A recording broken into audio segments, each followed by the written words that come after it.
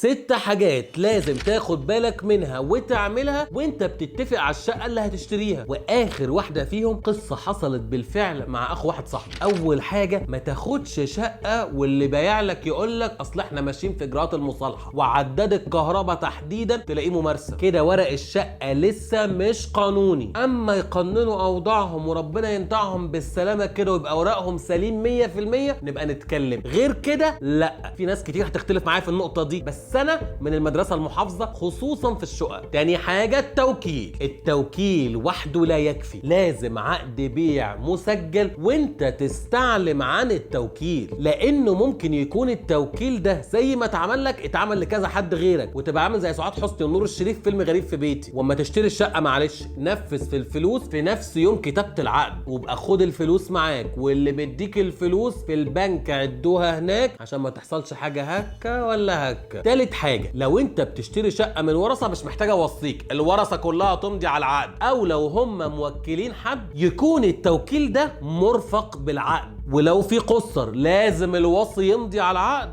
ويكون في موافقه من المجلس الحسبي. رابع حاجه، سند الملكيه، لازم تشوف تسلسل عقد الملكيه وتشوف بعينك التراخيص والرخص، اصول مش صوره، وتسال عليها في الجهاز او في مجلس المدينه. وما تعملش ده لوحدك، وكل محامي، معلش مش توكله اكل زي ما انا بعمل كده، ادي العيش لخبازه واعمل توكيل لمحامي. خامس حاجه، اسال على الشقه عند الجيران اللي حوالين الشقه والمحلات اللي تحت الشقه والناس اللي بتعدي قدام الشقه او ورا الشقه. ليه؟ علشان لو في اي نوش او اي عوق هكه ولا هكه كلهم هيبقوا عارفين، والفضيحه بتروح لكل الجيران ما تقلقش، فهيكونوا عارفين. سادس واهم حاجه، ودي اللي قلت لكم عليها في اول الفيديو خالص وحصلت مع اخو واحد صاحبي شخصيا، لو انت بتشتري شقه من واحد متجوز معلش مضي مراته شاهد على العقد علشان ما يحصلكش زي ما حصل لعبد شكور. ايه حصل لعبد شكور؟ هقول لك في الفيديو الجاي. سلام عليكم.